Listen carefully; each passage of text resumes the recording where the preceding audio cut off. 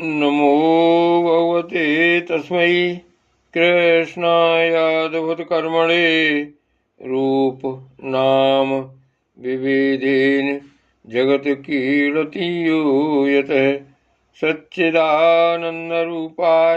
विश्वोत्पत्त्यादिहेतवे तापत्रय विनाशाय श्रीकृष्णाय वयं नमः। श्रीमद्भागवत महापुराण एकादश स्कंद अध्याय 29वां।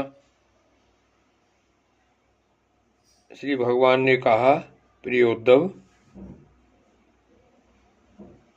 उद्धव जी, यह संपूर्ण ब्रह्म विद्या का रहस्य मैंने संक्षेप और विस्तार से तुम्हें सुना दिया। इस रहस्य को समझना मनुष्यों की तो कौन कहे, देवताओं के लिए भी अत्यंत कठिन है। मैंने जिस सुस्पष्ट और युक्ति युक्त ज्ञान का वर्णन बार बार किया है, उसके मर्म को जो समझ लेता है, उसके हृदय की संशय ग्रंथियां छिन्न भिन्न हो जाती हैं और वह मुक्त हो जाता है। मैंने तुम्हारे प्रश्न का भली भांति खुलासा कर दिया। जो पुरुष हमारे प्रश्नोत्तर को विचार पूर्वक धारण करेगा, वह वेदों के भी परम रहस्य सनातन पर ब्रह्म को प्राप्त कर लेगा।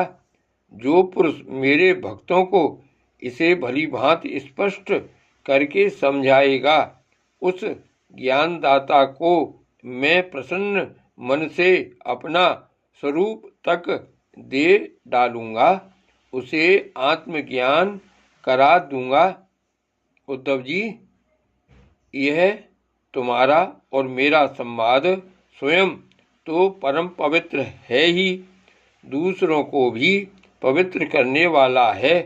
जो प्रतिदिन इसका पाठ करेगा और दूसरों को सुनाएगा, वह इस ज्ञान दीप के द्वारा दूसरों को मेरा दर्शन कराने के कारण पवित्र हो जाएगा। जो कोई एकाग्र चित्त से इसे श्रद्धापूर्वक नित्य सुनेगा, उसे मेरी पराभक्ति प्राप्त होगी और वह कर्म बंधन से मुक्त हो जाएगा। प्रिय सखे, तुमने भली भांति ब्रह्म का स्वरूप समझ लिया न, और तुम्हारे चित्त का मोह एवं शोक तो दूर हो गया न। तुम इसे दाम्भिक, नास्तिक, शठ, अश्रद्धालु, भक्तिहीन और उद्धत पुरुष को कभी मत देना। जो इन दोषों से रहित हो, ब्राह्मण भक्त हो, प्रेमी हो, साधु स्वभाव हो और जिसका चरित्र पवित्र हो, उसी को यह प्रसंग सुनाना चाहिए। यदि शूद्र और स्त्री भी मेरे प्रति प्रेम भक्ति रखते हों, तो उन्हें भी इसका उपदेश करना चाहिए। जैसे दिव्य अमृत पान कर लेने पर कुछ भी पीना शेष नहीं रहता, वैसे ही यह जान लेने पर जिज्ञासु के लिए और कुछ भी जानना शेष नहीं रहता। प्यारे उद्धव, मनुष्यों को ज्ञान, कर्म, योग, वाणिज्य और राजदंडादि से क्रमशः मोक्ष, धर्म, काम और अर्थ रूप फल प्राप्त होते हैं, परंतु तुम्हारे जैसे अनन्य भक्तों के लिए वह चारों प्रकार का फल केवल मैं ही हूँ।